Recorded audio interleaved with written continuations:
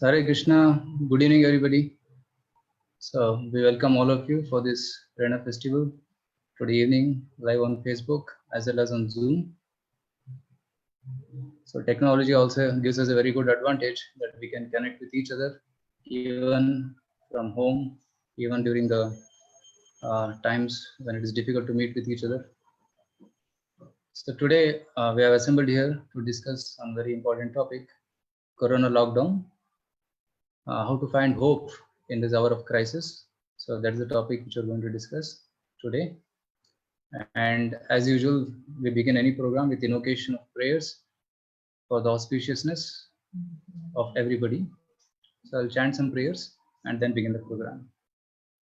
Om Jnanatimirandhasya Jnananjana Shalakaya Chakshurunmilitam Yena Tasmai Shri Guruve Namah Namo Vishnupadaya Krishna Presthaya Bhutale Srimate Bhaktivedanta Swamiti Namine Namaste Saraswate Deve Gauravani Pracharine Nirvishesha Shunyavadi Paschatya Deshatarine Vancha Kalpatarubhyasya Kripa Sindhubhya Evacha Patitanam Pavanebhyo Vaishnavebhyo Namo Namaha Jai Sri Krishna Chaitanya Prabhu Nityananda Shri Advaita Gadadhar Shiva Sadi Gaura Bhaktavrinda Hare Krishna Krishna Krishna Hare Hare Hare Rama Rama Rama Hare Hare Hare Krishna. So in this meeting we are following some protocols that till the end of the session all of you will be muted. So I'll be presenting for about 40 minutes and after the presentation I finish my presentation, then you'll be able to ask questions. So you'll be able to speak through your microphone and ask questions, and also you can also chat through the Zoom chat box, or you can, those who are on Facebook, you can present your questions through Facebook also, and we'll be taking some question answers at the end. So the discussion will be at the end, and initially I'll be presenting some from my side for about 40 minutes. So I have made a presentation. I'll share the presentation with you. So this presentation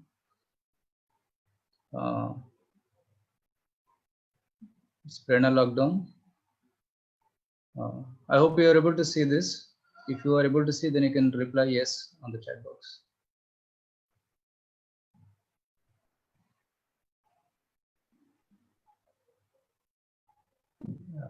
Are you able to see this PPT?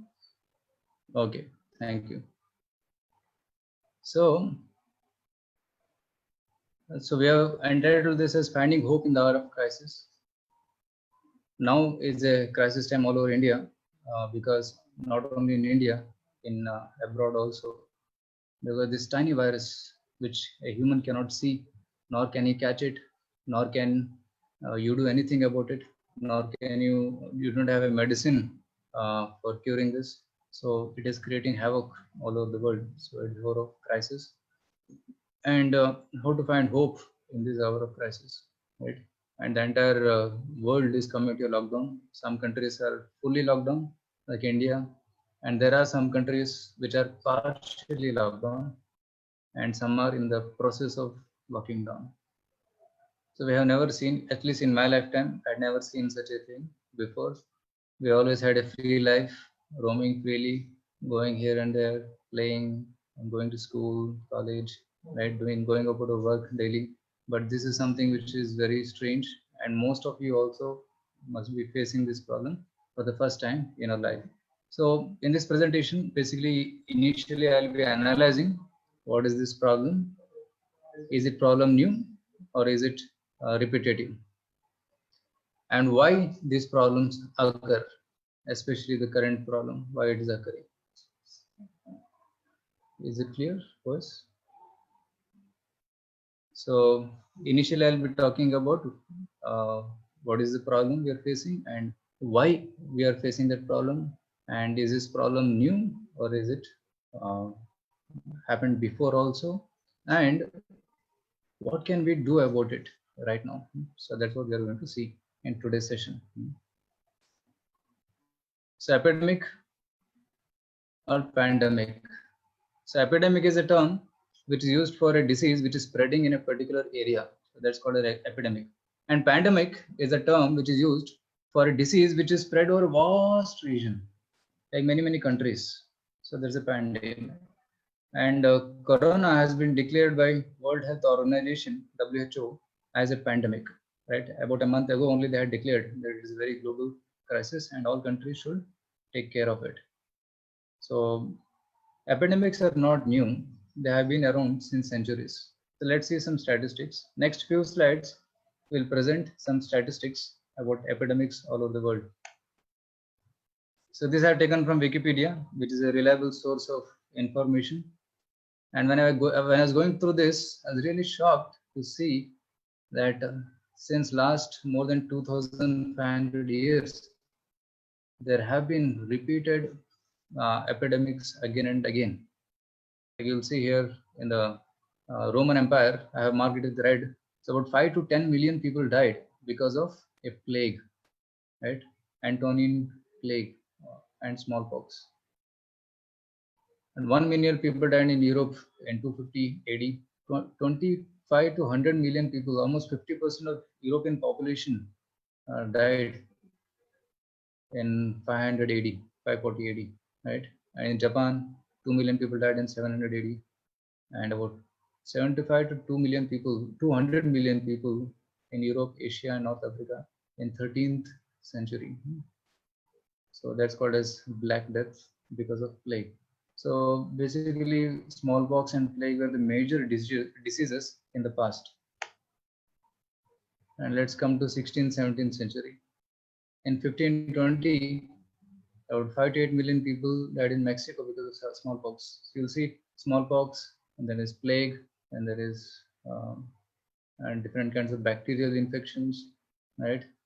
So most of the diseases are in European, American regions. Right? Mexico is in the American region. But only major epidemic which came in Indian region was in 1855 to 1860, which is the third plague epidemic, where about 12 million people died in India and China. And there is a major epidemic in Europe and Spain in 1918, where about 100 million people died because of it. Right? So these are the major epidemics which happened. And other major epidemics are 500 million in this due to smallpox in 1877. And HIV/AIDS came in 1960, which is even now one of the biggest problems, where 32 million people died. So these are some of the statistics. And I had one more photo of relative comparison of different diseases. I'll just open that. And you'll get to know that where we are now. So this is it.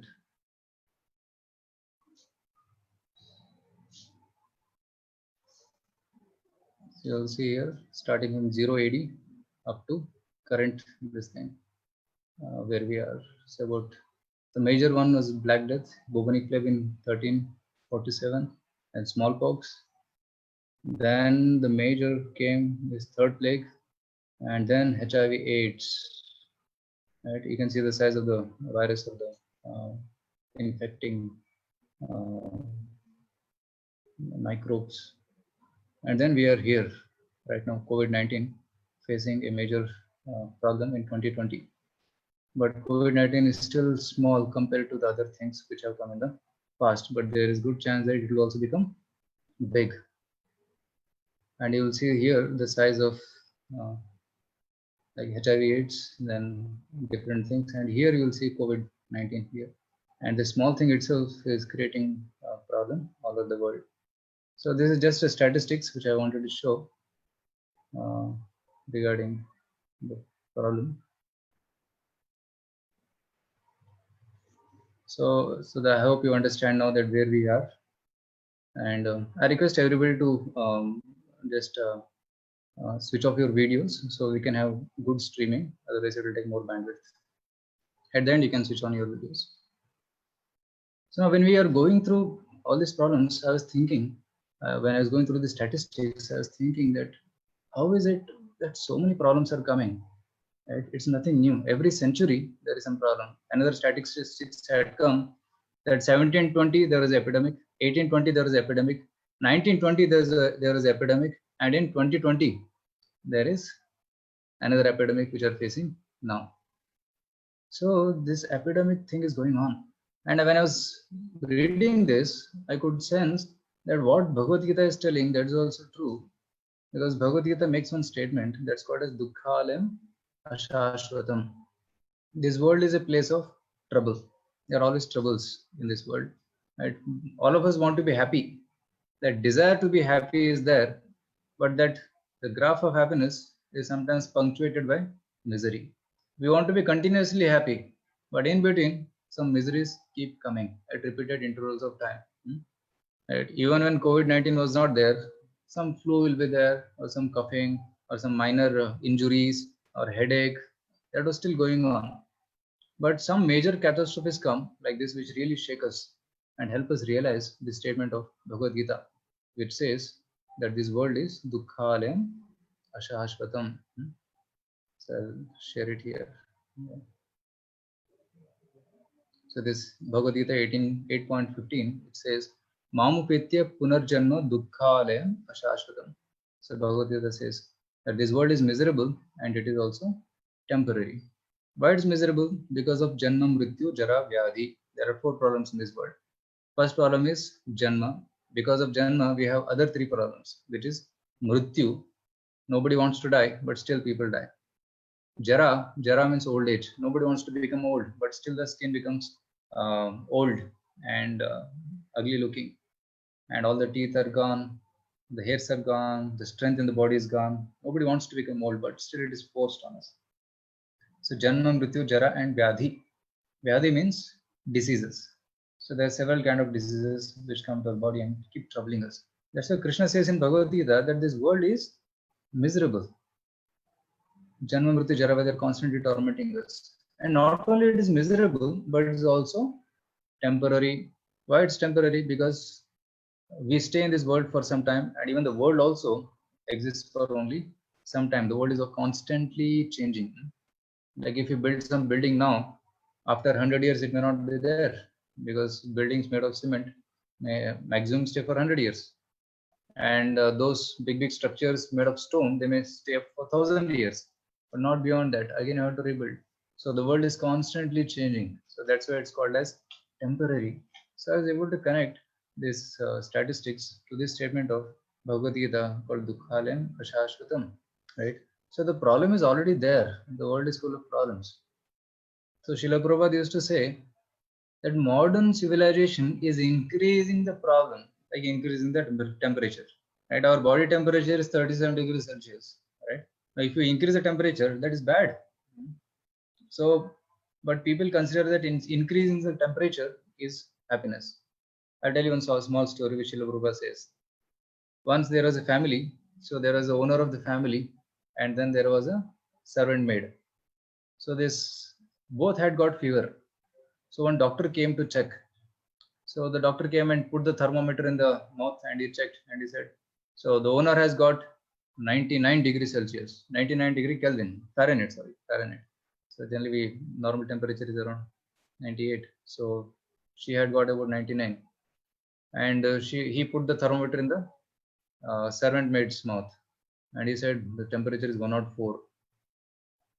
So then the owner said, hey, how can she be having more temperature than me? So I am the owner. I should be having more number than her. So it's not right. You're not a good doctor. That's what she was saying. So the understanding of the story is that people sometimes consider that increasing the material problem to be happiness, but actually it is not. So now we are having nice facility. Even the scientists are creating nice facility for eating. There are nice facility for sleeping. There's nice facility for enjoying in this world, like electronic gadgets are there, smartphones are there, laptops are there. But if you carefully observe, even with all these gadgets, still people are miserable. Now, when smartphones came, people thought that it's a very good way of connecting with others, and we can do so many things. People stopped using computer when smartphones came, and then when smartphone came, then social media came, and when social media came, then people started getting addicted to social media, or using it, and then they're getting some problems, some psychological problems because of that. And then the doctor said too much use of social media is also not very good, because it causes addiction and it also may cause some eye problems. Now, and also people stopped playing, people stopped doing physical exercises, and then body physical problems started coming. So we see that when something new comes up, when people try to make life better, it doesn't actually become better. Problems keep on increasing. Initially, we think that that is very comfortable, that item is very comfortable, that facility is very comfortable, but later on, that same thing will cause problem. Like when we wanted to travel comfortably, so car was invented. When the car was invented, people started traveling by cars, but then what happened? They become habituated to that, and they stopped walking. And when they stopped walking, they started getting physical problems. And then the doctor had to say, every day you have to go for jogging. So if you're walking every day, there is no need of jogging, isn't it? Because walking itself takes care of exercise. Or even in the big cities where people are working for software and all, and they sit in front of computer for hours together and looking at the screen and trying to do their work. But what's the problem? Because they're not able to do exercise, they're not getting fresh air, and then again there is a problem. So one has to go for gym, or one has to go to do some exercise outside of the work hours. So when we try to make material improvements, that improvement seems very good for some time, but over a period of time it becomes very miserable. Another example I'll give, Bisleri bottles. So when it had come, it was very good source of drinking water. Even now, people use it. But what's the problem with that is that when you keep the water in that for about 3 months or 4 months, it becomes toxic, because plastic is not a, especially single-use plastic, that's not very good. So it becomes, water inside becomes toxic, and if you drink it, one may have stomach problems. So it appears very good, but eventually it leads to problems. So that's why Srila Prabhupada is telling this statement that do not try to increase material fever. Temperature is already there. Why to increase it? We have to reduce the temperature. Reducing the temperature means becoming healthy. Increasing temperature becomes becoming diseased, becoming problematic. So let us see what is the cause of the current problem. Right? So many of you must have heard the term karma, right? Karma is a very familiar term. So generally karma means, so the arrow mark shows here, whatever you do, you get it back, right? You do good, you get good in return. You do bad, you get bad in return. So that's called as karma. So like suppose you, somebody slaps a person, then immediately one gets a slap. Or you throw a ball to a wall, and the ball bounces back to you. So that's called law of karma. Whatever you do, you get it back. And you go in a well and you shout loudly some words. That words again comes back to you. That hits you. So this is called as karma. So when people do bad activities, then one get bad karma.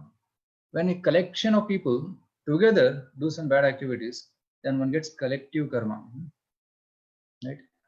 So some examples we can see here, that mass karma due to sinful activities like animal eating, and humans mixing more with animals, and violence from the weaklings. So such kind of things cause mass sinful karma. Like we can see the consequences, like Japan tsunami.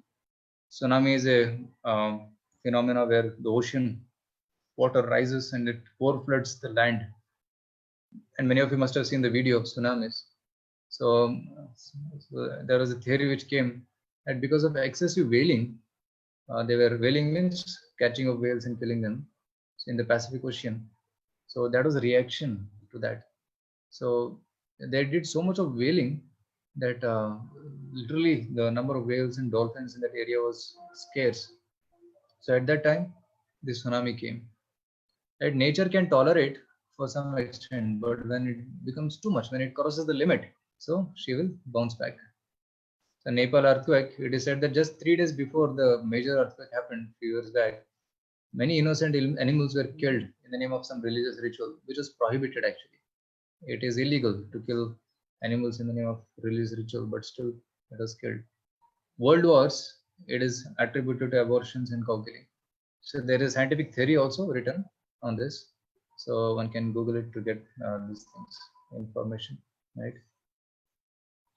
Right. So whenever there is an increase of bad collective karma, then such pandemics arise. Right. So, and many of you are familiar with this. Wuhan is a place in China where there's the biggest wild animal market.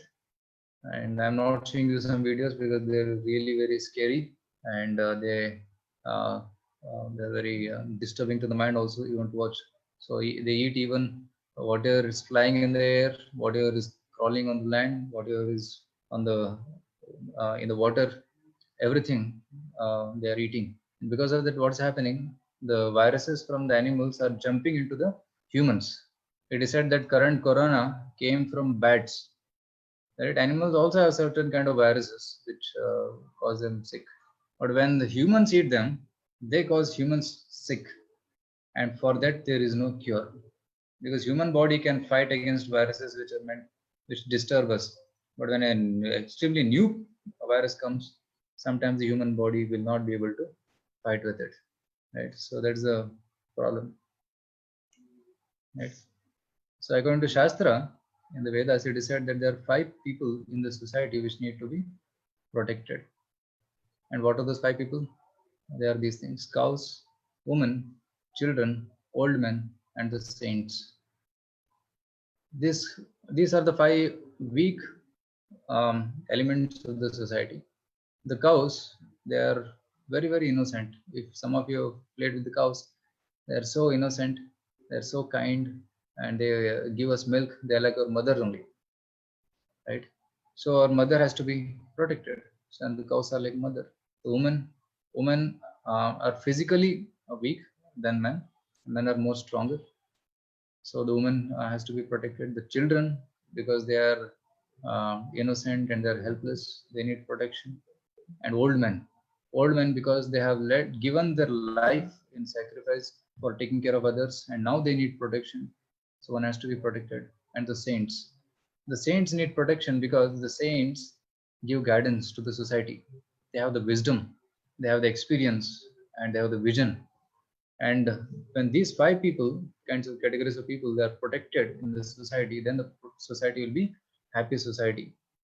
But contrarily, what's happening in the current world is really shocking.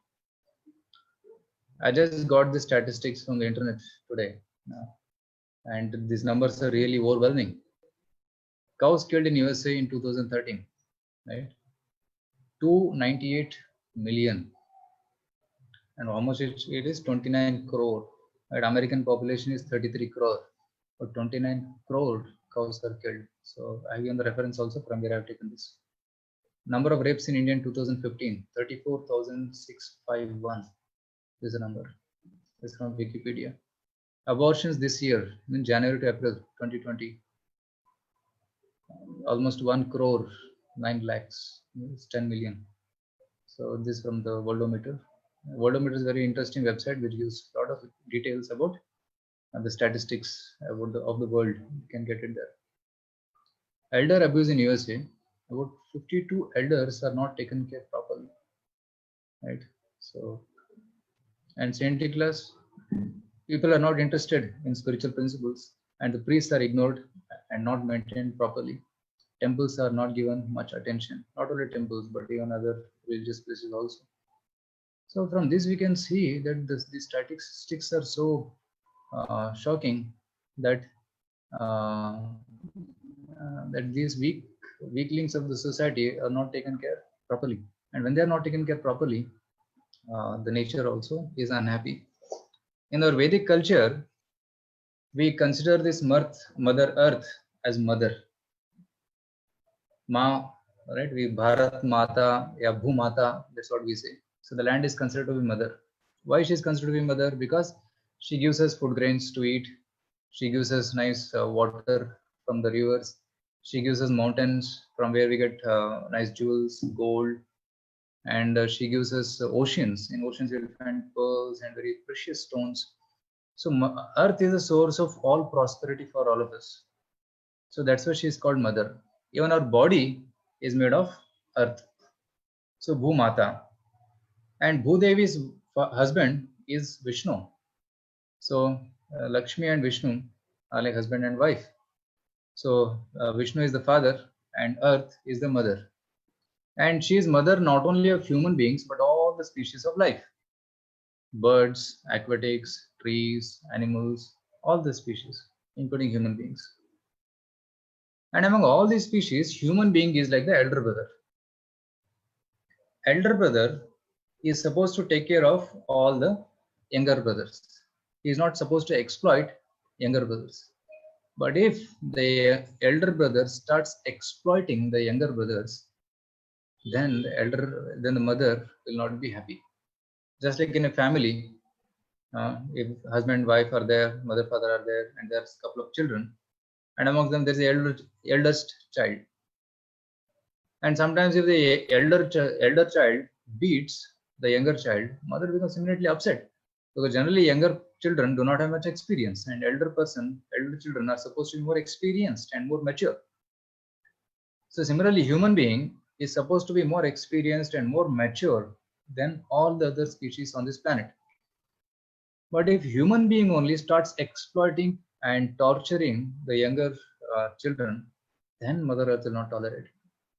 It is at that time that such pandemics happen, right? Mother Earth can tolerate for some limit, but when the limit exceeds the threshold, it's time when we start seeing such natural calamities, right? Epidemic is also a natural calamity. It's caused because of a virus, and it causes big catastrophe in a big area. So when such calamities are happening, we have to see from the vision of the Shastras that it is reactions, and one should try to minimize the sinful activities and sinful reactions. Then the problem will be reduced, right? So we'll go ahead. Right? Historically, also there are people who abused these 5 weaklings and they are punished. Like here you can see a photo where a cow and a bull are there, and the bull's legs are beaten and it's bleeding, and the cow is standing next to the bull and is crying. And here you can see one person who is begging for forgiveness. Actually, is Kali. So one day Kali was beating this bull and the cow very badly, and King Parikshit, he was going on the chariot and he saw this scene and he said, "In my kingdom, how can somebody be beating a cow and a bull? Bull is my father and cow is my mother. So these two are my protectors, my life and soul. How can somebody beat?" So immediately took up his sword and was about to punish Kaliraj. Parikshit Maharaj is grandson of Arjuna, who upheld Dharma along with Krishna in the end of Dwapar Yuga. And Krishna gave a beautiful Bhagavad Gita book to all of us through Arjuna. And Parikshit Maharaj is grandson. So Parikshit Maharaj could not tolerate any injustice done to the weak animal like the cow. And then Kali was banished. He said, "You cannot stay in my kingdom. You should go away." And then Kali went, and then he again came and begged forgiveness and said, "Give me some place to stay." And then Parikshit said, "Okay, you can stay in gold, because wherever gold is there, people will do wrong things." Right? Even Draupadi was insulted, a woman being exploited in an assembly by Dushasana and Duryodhana. And because of that, entire Kaurava Vamsha, all the 100 sons were destroyed because they offended a lady. Prahlad, a child, right? I think this is the first child abuse which happened in the history, where Hiranyakashipu, the father himself, was trying to kill the child. And because Prahlad had such faith in the Lord's protection, Lord Narsimhadev came and protected him. And on the other hand, Hiranyakashipu was vanquished. And here you will see Vidura is like an uncle to Duryodhana. But Duryodhana spoke such harsh words to Vidura, and he said that you are the son of a Shudrani, and you're not fit to stay in this palace. Get out, like that he spoke. And those words are so sharp that they were sharper than arrows, and they pierced the heart of Vidura. And Vidura became very unhappy, and he walked out. And Vidura was the best counselor for Dhritarashtra. So by the harsh words of Duryodhana, Vidura left, and Dhritarashtra did not have any well-wisher in the kingdom. And because of that, Vidura, the Dhritarashtra and all the 100 Kauravas, they lost the battle of Kurukshetra. They all also vanquished, right? So the saints. So there was one king called Vena, and this Vena had a very. Is the voice breaking? Is it clear? It's clear. Now it's clear. Okay. So thank you for the comment. So there was one king called Vena, who actually was very notorious. He stopped all the yajnas and all the sacrifices in that area. And he told all the Brahmanas, nobody should chant the name of God, but they should chant my name. Vena, Vena, Vena. He made them chant those mantras. And the Brahmanas became so furious, they just chanted and then the Vena was killed on the spot. Right. So this is the place where the saints were disregarded by a king, and because of that he was also vanquished. Right. So now coming to the point, that there are three categories. First is animal, then human, and then divine. Animal means it acts impulsively just for eating, sleeping, mating, defending. These are the only 4 activities of the animal. And human being, he can use his discrimination to either elevate or degrade. So good dog, sorry, he can elevate or degrade. So animals, they have only animal component. They always act in a impulsive way. They do not think whether it's right or wrong. They just act by impulse. And there is human being. He has a good side and he also has a bad side. So there is good side and there is bad side. So human being can diminish his bad side and he can elevate his good side. That's possible only in a human body. Like the example is, 2 dogs. One is bad dog and is good dog. There's always a fight between good dog and bad dog. Bad dog says, do smoke cigarette. It will say, or drink alcohol. But good dog says, no, don't drink or don't smoke because it causes cancer. And don't drink because it will cause liver problem. So like this, the good dog, bad dog competition is going on. But what we have to do at the time, we have to starve the bad dog and we have to feed the good dog.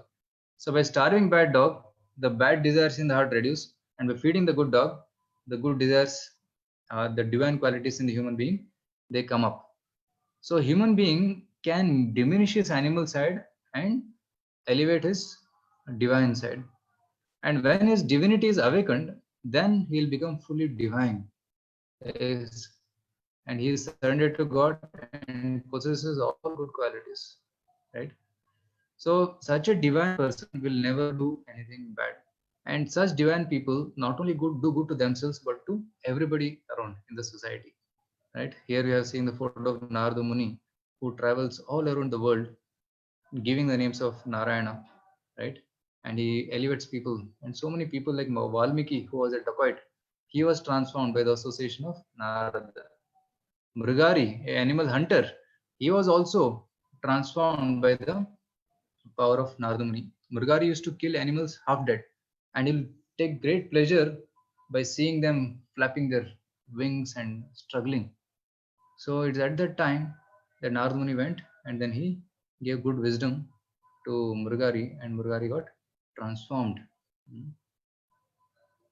Okay. Is my voice clear now? Hare Krishna, Krishna Krishna, Hare Hare, Hare Ram, Ram Ram, Hare Hare. Okay, now it's come back. Yes, thank you. So how can we become divine? By understanding divine knowledge. And what is a divine knowledge? Human life is meant for finding out the answers to the important questions of life. And the two most important questions in life: why am I suffering? And where do I go after death? So why am I suffering? So the causes of suffering are three. Right? You can see it's a beautiful slide. So there is the immediate cause, there is the remote cause, and there is the ultimate cause. Immediate cause is the virus. The virus, like right now the corona problem is going on. So the problem is due to a small virus. This is the immediate cause. When the virus enters into the body, it is at the time that we get fever and the symptoms. But why the virus is coming to me only? The virus is coming because of my past karma. In the past, I might have done some problem, some sin, because of which the karma is coming to me. So that's my past karma. And then ultimate cause. Why a person is doing sinful activities? Because he has forgotten God, forgetfulness of God. When a person forgets the loss of God, then he acts madly. Just like a person who doesn't know traffic rules, he will drive anyways and then he'll meet with an accident. Similarly, somebody has forgotten God and God's laws, he will act the way he wants and then he will suffer. So the ultimate cause is forgetfulness of God's laws. Remote cause is performing sinful activities, and the immediate cause is the virus. Of course, the virus may be the immediate cause, it may be any other cause also. It may be an accident, it may be some cold, or it may be heat, it may be like now summer is coming, it's heat, it causes trouble to us, right? Right. So here the engine, the train's example is given because when the train is going, sometimes we see only one bogie, right? When you're standing on the platform, you see only one bogie, and when you see the train moving, you see that the bogie in front of it is pulling it, and finally you see that actually it's the engine which is pulling, right? Similarly, the train of our problems is running because of ultimately the engine of forgetfulness of God. But when we understand God's laws and live life according to God's laws, then we'll be happy. Right? Where do I go after death? That's the next question. Right? So our future birth is determined by our activities done throughout the life. Whatever we have done now, we'll reap it in the future. We'll reap the results in the future. Like if some student has studied nicely, then he'll get good scores. If somebody has not studied properly, then he may get bad scores, isn't it? So our duty done right now, our activities done right now will determine our future happiness or distress. And also there's one shloka in Bhagavad Gita which says that whatever one is remembering at the time of death, he will attain that destination. So that's why the desires we have at the time of death also determine where do I go after death. So here you see in the photo a person walking up the staircase, and he is going to heaven because he has done good activities. So he is going upwards. But if somebody has done bad activities, then he'll go downwards to a place of misery. So this kind of heaven and hell concept is also explained in all the religions, right? So that's why all the religions encourage that one should become a good person, a pious person. One should not become a sinful person. Right? Now here you see in this photograph, it's a very interesting photograph. She is very beautiful. She is not so beautiful. He's very handsome, but he has some physical disability. He's very stinking rich. He is wearing dollar on his neck. He is wearing dollar sign, having goggles, costly clothes and shoes. And you'll see this lady. She is a beggar on the street. Doesn't even have a chapel. And he is a doctor, well-read and educated. And here you'll see she is a laborer, no, and daily she may be earning some 300-400 rupees and maintaining a family. Why do we see such varieties? Somebody is born rich and poor and handsome and ugly. Why? Is it by chance? No, this is not by chance. This all is happening because of one's activities in the past. If somebody has done good in the past, then he'll have a good body, he'll be wealthy, he'll be well educated. But if somebody has not done such good things in the past, then he may have some inconveniences in this body. It doesn't mean that one becomes proud by thinking that I'm beautiful. or one becomes proud by thinking that I am rich and he look down upon others. No. Here comes the point of compassion. And when you see somebody suffering, we should feel compassion and try to help them by giving them guard, by giving them some facilities. So one should not feel proud, but one should feel compassionate on others and try to connect. Right. So already so many problems are there in this world, and people are trying to find solutions to those problems. Right? Basically, for Janma, Mrityu, Jara, Vyadhi, right? Even poverty, disease, they are also problems. Now we are trying to find solutions to their problems, but Srimad Bhagavatam says material solution to a material problem is also another problem. Right? There's a beautiful verse from Srimad Bhagavatam. Yasmat priya priya viyoga samyoga janma shokagnina sakalayo nishudahyamanaha dukkaushadam tadapi dukkham atadhyaham bhuman bhramami vadame tavadasya yogam. It says here, shokagnina sakalayo nishudahyamanaha. In this world, everybody is suffering because of shoka. Shoka means lamentation. Agnina means fire. The fire of lamentation is burning all the people in this world constantly. Right? Sometimes we think, no, if we look back and say, only if I had done this right, then I would have been much better now. Right? We always lament about what we have done in the past. I should not have wasted my time. Then I would have studied better. I should not have wasted my time. Then I would have got a good job. We keep lamenting about the past. And not only lamentation about activities, but also people. Sometimes we see near and dear ones passing away. We see that people are suffering, right? That is shokagnina sakala yonishu. All the species are dahyamana. But dukkaushadam, dukkha ka aushadhi, these are problems. Dukkaushadam, tadapi dukkham, right? It becomes a bigger problem. Tadapi dukkham, it is a bigger problem. Like for example, we invented vehicles, but when the vehicles became too much in number, then traffic problem.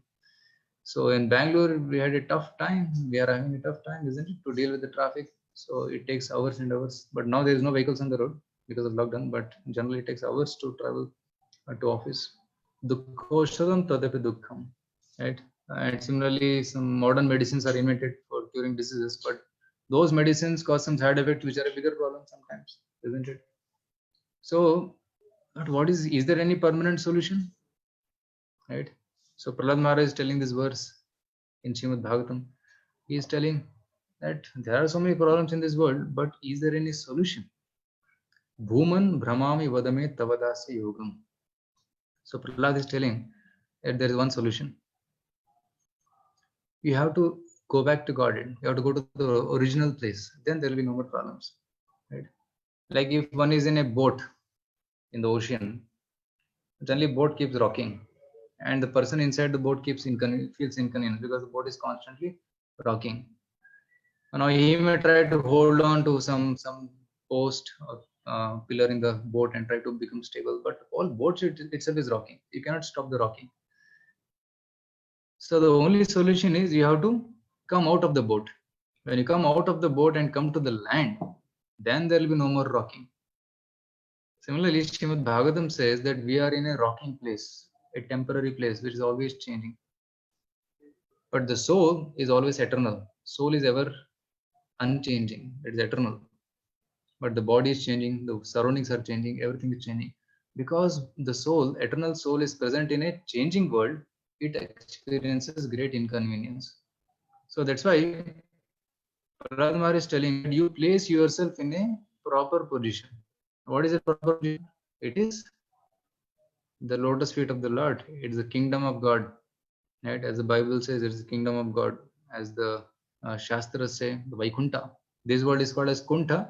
The other world is called as Vaikuntha. Kuntha means misery. Vaikuntha means place of no misery. Right? So we have to go from Vaikuntha to Vaikuntha. Even in Kannada, there is one song which says Allide Namma Mane, Illi Bande Summane. In that song, it is said that my real home is there, but I have come here simply. And by coming here, I am simply suffering. So you have to go from this world to that world. Then there will be full solution to all the sufferings of life. There will be no more problems, right? So Bhuman Brahmami Vadame Tava Dasya Yogam. Dasya Yoga means bhakti or service to the Lord in the kingdom of God. So when you get that, then you will be fully happy, right? So Krishna says in Bhagavad Gita, Mamupetya punarjanma dukhalayam ashashvatam napnuvanti mahatmanah samsiddhim paramam gatah. He's telling that this photo is of Vaikuntha planets. So Lord is telling Mamupetya, once you come back to Vaikuntha planets, punarjanma dukhalayam ashashvatam napnuvanti. You will not come back again to this world which is miserable, because samsiddhim paramam gataha. You attain the ultimate destination, right? Like people generally want to go to better and better place for staying, right? Sometimes people from village want to come to Bangalore. People from Bangalore want to go to Shimla, or want to go to some foreign country. But the best place to go is Vaikuntha planet or Goloka planets, where there is no more misery. So Krishna is telling, inviting us, you please come here. So such a person who goes to such Vaikuntha planets is called as Mahatma, a great soul. Okay. Now, is the audio clear? It's clear. So now, this is the current scene which you can see everywhere. Coronavirus lockdown. Right? No flights, no trains, no buses. Cannot go anywhere. We just stay at home. Right? Now, some people are getting bored by just staying at home, isn't it? What to do? Same people you have to see, same people you have to talk to, and there's nothing else to do. You cannot roam around. If you go outside, police will immediately send you back. So what to do in this situation, right? Yes, the situation is very precarious, but we can use this situation to grow ourselves. I'll tell you how. I'll give an example. See, Pandavas,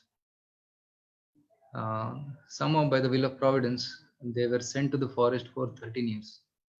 Now we are locked down in a city, and Pandavas had to lock down themselves in a forest for 13 years.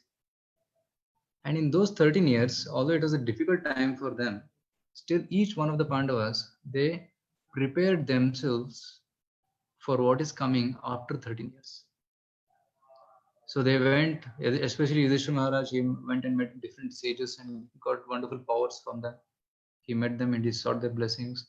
Bhima had made wonderful acquaintances like Ghatotkaja. In the forest, he got son Ghatotkaja. He also met some yakshas, rakshasas, and made friendship with them, who came to help in the battle. Arjuna, he used this opportunity to go to heaven. He stayed in heaven for 5 years and learned so much knowledge and knowledge of Divya Astras, and power just came back. He learned so many Divya Astras from the Devatas, and he used those Divya Astras in the fighting. So whenever such lockdowns or opportunities like this come where we're not able to do anything fruitful, we can prepare ourselves for what is going to come in the future, right? Like those of you who are students, you can study your subjects well in advance right now. You can attend some online courses and prepare yourselves for what is going to come after the, right, for your jobs in the future. For those who are already working, you can try to recuperate your health, do some exercise, do some yoga, and make your health better, right? Because once the office starts, one will not be able to give time. So one can say that it's a blessing in disguise where we can spend our time, because anyway, we cannot do anything about what's happening outside. Corona is spreading, and there are people who are doing something about it, like doctors or like the soldiers now, who are trying their best. Even the police, the doctors and police, military, they're all doing their best to restrain it. We can support them just by staying at home. If we come on the streets and we start roaming here and there, it's a big problem for them also. So we can cooperate with them by staying at home, and in home we can try to make ourselves better by studying, or by recuperating our health, by developing meaningful friendships, and most importantly, we can read books. There are many wonderful books, self-help books, which give wonderful guidance to all of us to make our life better. And we can also do something which we have never thought of till now. What is that? To find out about ourselves. Generally, the life is so busy now that we don't have time to think about ourselves. We are too busy thinking of work and money and competition and how to become successful, only those things. But if we can spend some time to meditate and think about our own self, who am I? What is the goal of life? How can I be happy? What is the purpose of life? Is the purpose of life just to make money, become rich, and make a big home, and then have family, and then ultimately die, and that's it? Or is there some higher purpose to this life? See, these are the questions which are very important, and hardly we get time to discuss about all these questions. This is the time, right? 21 days lockdown, and now hardly 10 days is remaining. So in this 9 or 10 days, we can try to uh, make our life better by thinking about our own self, and we can also try to find out our real friend who's within our own heart as Paramatma. Krishna says in Bhagavad Gita that I am situated in everybody's heart. Sarvasya chaham hridi sannivishtaha matta smriti jnanam apohanam. He says that I am sitting in everybody's heart and I am trying to guide everybody. But somehow we are not able to hear the voice of Paramatma because we are too busy in external world. So in these remaining days, we can try to find out that Paramatma in our heart by going deep. And how to find out that Paramatma is a real question, right? Yeah, just before coming to that, the benefits of lockdown. There are some good things are also happening, which I got from our friends here. There's clean air. We can breathe fresh air even in the city. Birds are happy, especially near our cultural center. We have a mountain and a lake, and we are seeing so many birds. We hardly see parrots, but we are able to hear parrots now. And so many small birds and sparrows, they are all coming. So it's very happy celebration for them. And we can have time with the family, friends. We can have time to be with oneself. And spiritualists, those who are interested in spirituality, can spend time exploring the Lord within our own heart. That's what we can do. Like now, those who are interested in reading Gita, we can read Bhagavad Gita, right? So Bhagavad Gita as it is, we can open the book and start reading, right? And we can also chant Hare Krishna mantra. It is said that when you collectively do some activity, especially chanting mantras, it has a great positive effect on the whole world, right? That's why you see when in a temple, people are coming together and they're chanting, there is a powerful vibration which is created around. And when you feel really elated by hearing such chanting of mantras. And imagine if the whole country does it. It is so amazing, isn't it? Oh, everywhere there will be powerful positive vibration. At our honorable Prime Minister, he has requested entire country to around 9 o'clock today to come together and light some lamps and also pray. So here at ISKCON, we are also trying to light some lamps and chant the mantra, Hare Krishna mantra. And all over India, we are planning to chant Hare Krishna mantra at this time. So everybody together prays and chants to Lord. That collective energy creates positive atmosphere and negativity is driven away. Same thing happens if group of people come together and think negative, the negative vibrations are spread everywhere and that contaminates the place. So it's a time where we can try to spread positive vibrations by chanting this mantra. So I request all of you also who are attending this program at 9 o'clock, maybe you can light lamps, which is a sign of positivity. Because in darkness, when you light a lamp, it means asatoma sadgamaya, tamasoma, jyotirgamaya, mrityoma, amritangamaya. So that's a Vedic concept. From darkness, one has to go to light. So you can light lamps and you can chant Hare Krishna mantra, which will be very beneficial to everybody in this world, right? So this Hare Krishna mantra is very simple. Hare Krishna, Krishna Krishna, Hare Hare, Hare Rama, Rama Rama, Hare Hare. It's just 16 words and contains only 3 different words, Hare Krishna and Rama. And it's a combination Hare Krishna, Krishna Krishna, Hare Hare, Hare Ram, Ram Ram, Hare Hare.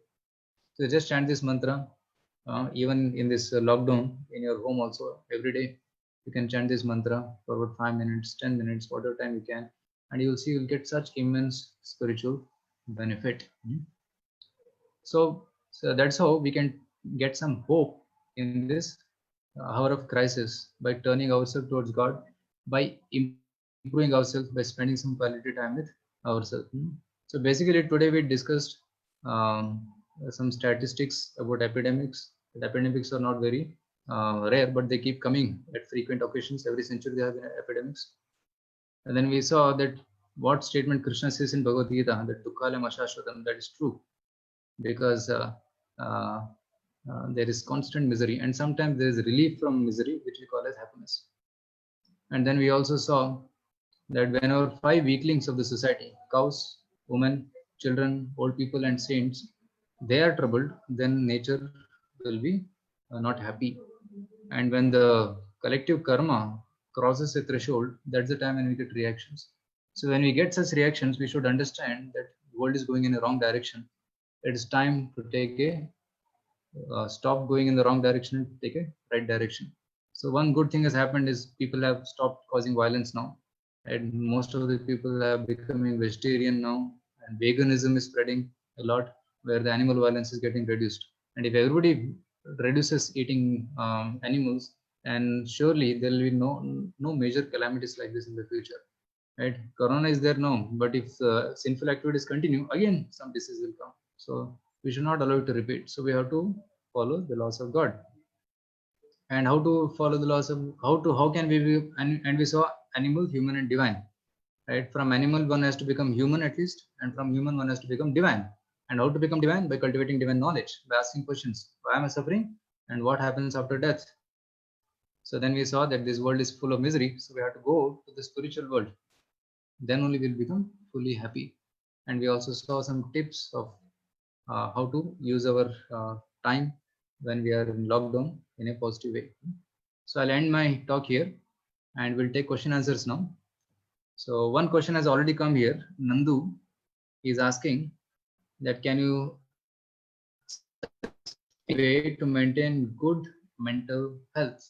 Yes. So thank you for a very good question. Right.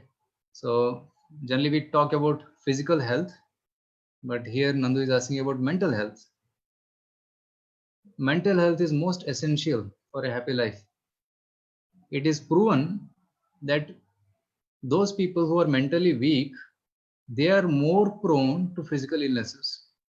Even according to Ayurveda, the disease first comes in the mental platform and then comes to the physical platform. So those people who are mentally more strong, they are less susceptible even to physical illnesses.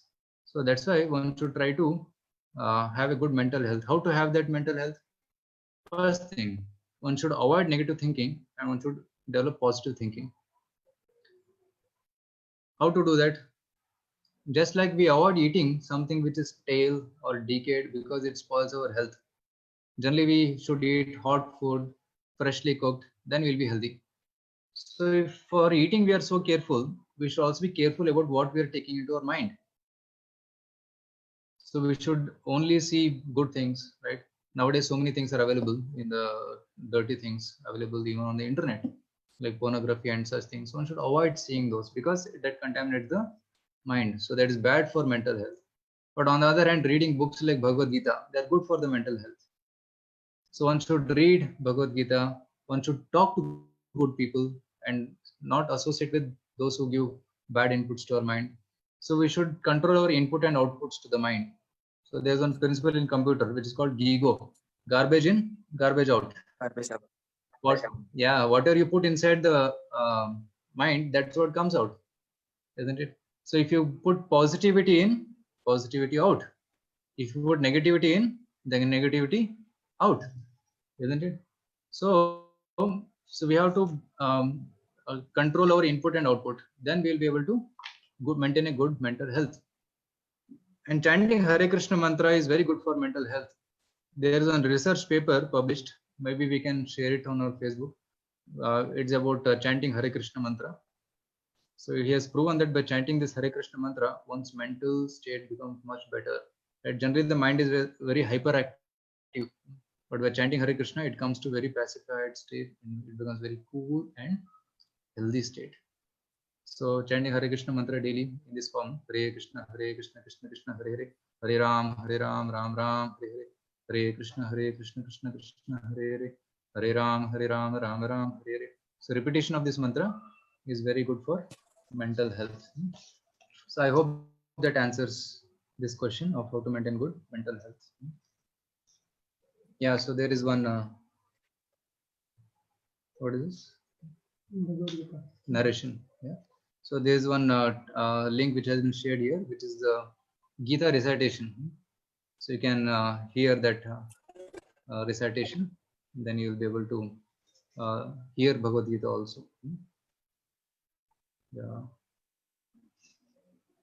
So there is a notice here that we have shared one Google form. So those who wish to be part of this Gita classes, we are planning to conduct Gita classes from tomorrow evening at 6 o'clock every day. So those who wish to be part of this, it's a very wonderful chance where we will be able to understand Gita. We'll take one shloka and try to understand its meaning and try to put good inputs to our mind by reading Gita. So those who wish to be part of it, so you can register on that link. Hare Krishna. Any other questions?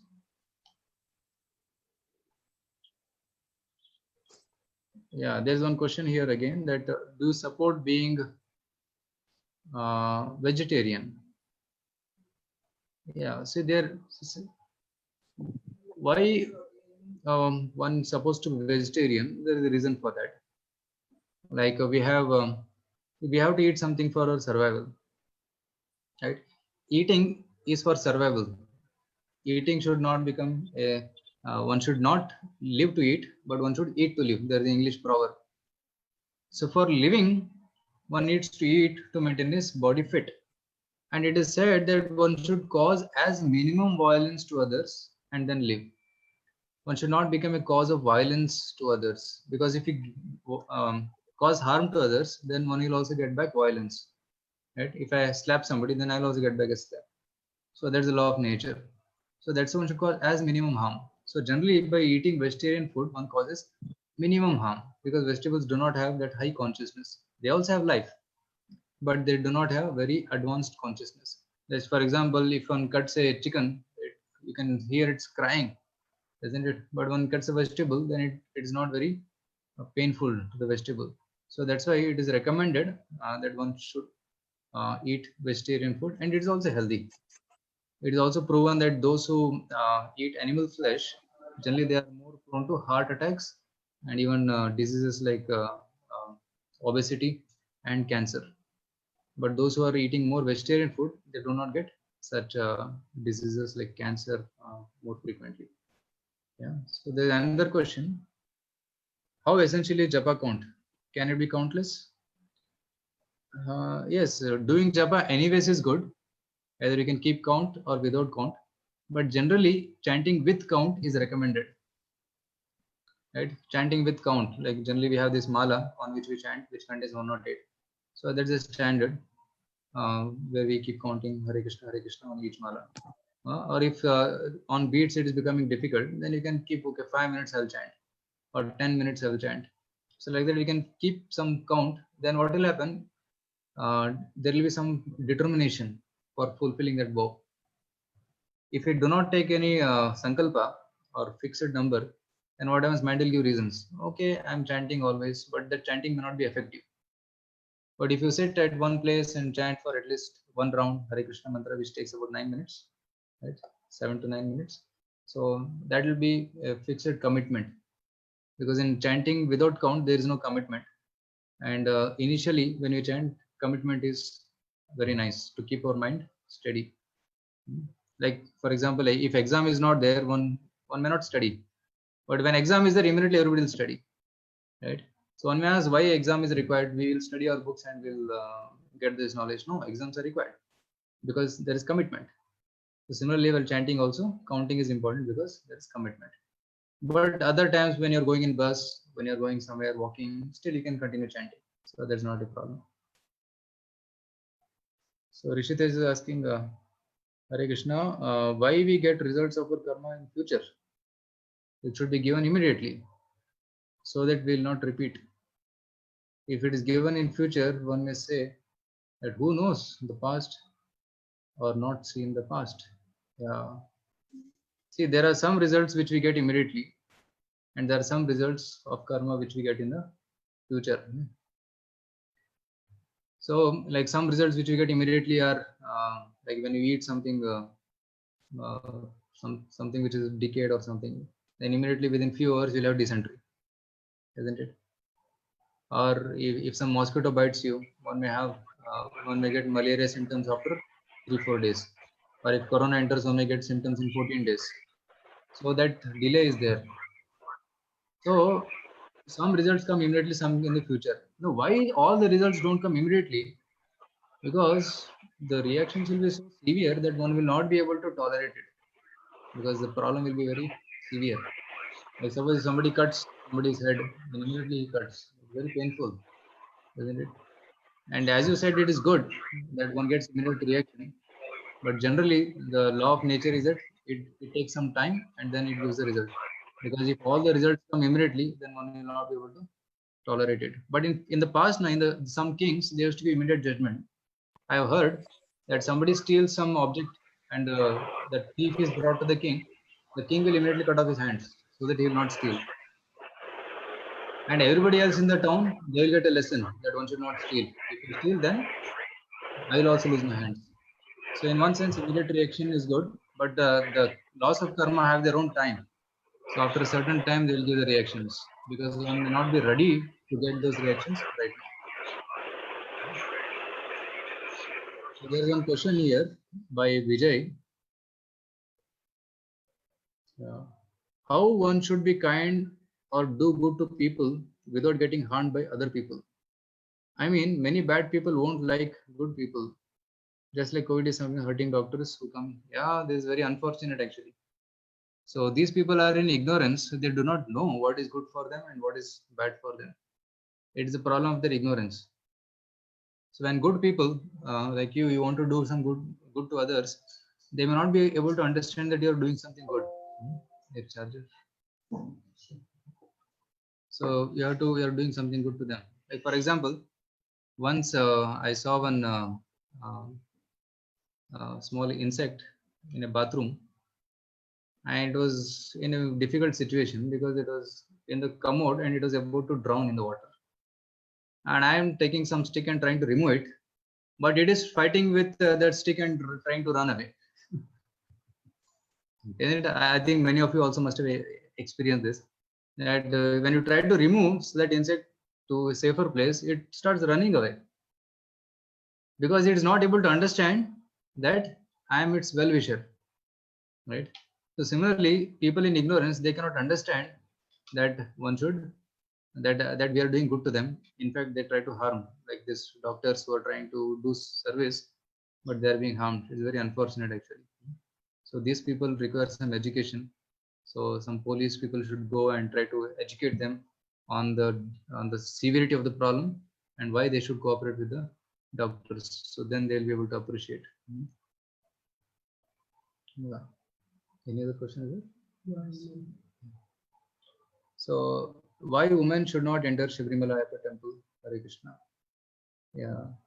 See, some temples now they have their traditional rituals because of which they follow certain kind of rules and regulations. Like in some temples, they do not allow foreigners because generally they think that those who are from foreign, they're having certain habits which is not good to allow them into temple because they have a lot of free mixing. They have different kind of culture which will spoil the atmosphere of the temple, right? Like if somebody is very unclean, he has not taken bath, right? How can we allow him in temple? Because it contaminates the whole atmosphere and everybody gets disturbed, right? So some kind of rules are there. But as far as I know, I do not know much details about this Ayappa temple because I have not gone there till now. But as far as I know, that women who are children, they are allowed, right? Girl child below puberty, they are allowed there. And old people, old women, after their menstrual cycle, they are allowed there. So generally, the young women, they are not, those who are adulthood, they are not allowed. Because one reason may be that because of their monthly cycles which come, which is considered to be contaminated. So that's why one may not be allowing. But you may have to ask the temple management this question, then they'll be able to answer properly. Right. One question has come here in Facebook.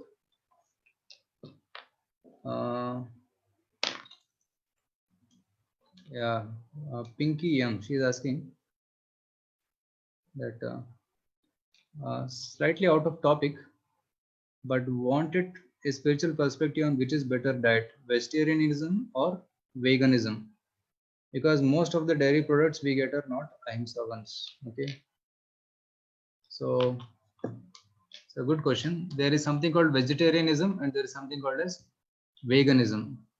So vegetarianism people, they eat fruits, vegetables, grains, nuts, and even milk and milk products like milk, curd, and paneer and ghee and other things. But veganism, they say we'll eat only vegetables, will not drink milk. They consider milk also to be an animal product, and they avoid drinking milk. Okay, so now why this veganism has come? Because, and it started in the West. And why it started in the West? Because they saw that even the cows which are giving milk, they are being tortured even in the dairies. Like they're putting machines to suck the milk as one reason. So sometimes it sucks more milk than it's there, then blood comes. And another reason is after they stop giving milk, they're immediately sent to slaughter for slaughter, and then beef is produced out of it. So this kind of torture when these people saw, so then they thought milk is also himsa, because the cow is not protected, the cow is slaughtered after it stops giving milk. So in one sense they're right. So that's why they're taking this extreme stand of only being a vegan, means eating vegetables and fruits. But in Indian culture, what used to happen before, that India had a lot of cows. It is said that there were crores and crores of cows in India. Every home had got so many cows, and there's no shortage of milk or ghee. Right? There's so much of ghee there. If you see in Krishna's time, it is said that Krishna will play with butter, throw at each other. So much butter was there. No, butter is so costly. You cannot throw at others. So the point is, India had a culture where cows were protected, cows were never slaughtered, and cow slaughtering started with foreign invasion. Before that, there was no cow slaughter in India. It just started about maybe 1,000 years back. So the cow slaughters, and especially with the British coming and then introducing the slaughterhouses, and the slaughterhouses became the places where cows will be killed. So that is a problem. So actually, drinking milk is not at all a problem, but it is very good for health. But we should only ensure that cows are no more slaughtered. So it is each one of our duty to ensure that cows are not slaughtered. And stopping drinking cow milk is not the solution for this. If you want to stop cow slaughter, one has to take milk, but that milk should come from protected cows. And now government is also making many initiatives where they are facilitating people who want to open goshalas, and also one can take advantage, and those who are interested can open goshalas. And if one cannot, then one can support those who are doing goshalas, like by providing fodder, by providing some money for the maintenance of the cows, and such cow's milk can be taken. And even it is said that cows products like gomutra and gobar, they also have a lot of antiseptic properties, that drinking little bit of gomutra increases its immunity, and also it has anti-cancer properties, so that's also good for health. So best is to be a vegetarian drinking good milk. Yeah. So in the absence of such milk, then veganism is okay. So why sometimes I cannot concentrate on bhakti, trying hard to concentrate but fail? I think it is not only for me but others. Hare Krishna. So Chiranjeev is asking this question. Yeah, so to concentrate in bhakti, one should have good association. When we are in good association, it is at that time that we will have strength to practice bhakti. Right? In association, there is strength. So that's why we have to come together like this in association. If now it's not possible to come physically, so we can come on social media right now. That's one way we can use social media for benefit of everybody. So we can come together in association. Then it becomes easy to focus. Right. There is one private question asked that I can't stop eating meat at home. What can I do?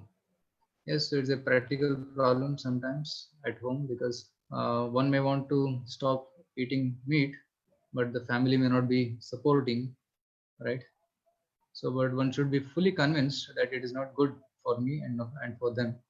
So, if they are consuming, then we need not be part of it, and we can say that no, mother, instead of making this meat, can you make me some nice sandesh or nice rasgulla or nice sweet rice, and nice if you're Kannadi, you can make holige or paisa and so many things, and you can eat. You can demand and ask. So, so generally, parents have worry that if my son does not eat, then he'll fall sick. So we should eat properly, but the right item. So we can request mother to make something very delicious vegetarian items and eat them a lot. And you can tell her what is your favorite item, and make they can make it, and you can eat very happily. Right. So instead of saying no, one should tell what you want. Right? So like that we can avoid eating meat, and we can also tell the bad effects. And right now Corona is there, so we can tell that no viruses are coming from animals, and that's a fact. Right, that's a fact. The viruses from animals are jumping, like AIDS. How it came? It jumped from chimpanzee monkeys to humans. And Ebola, there's another disease which also jumped from animals to humans. I think it's bats only again. And Corona also has jumped from bats to humans. So more we consume animal flesh, more problem it becomes. And if you have more questions, you can talk to us personally. Then we can give more personal guidance on how to overcome this. Okay. Yes, Hare Krishna. Any other question? No questions? Yeah. So thank you very much, all of you, for coming together for this session. So, and so we thank everybody. Okay. Yeah. Yes. So all of you can. We are starting a Gita class tomorrow from 6 o'clock to 6:30 every day. For those who are wanting to attend this program, so you can register to the link which is coming on the Facebook. So you will once you register, you will be getting a Zoom ID and password there. So through that you can log in, and we'll be doing these sessions on Zoom, right? So we'll be able to have personal interactions and have video call.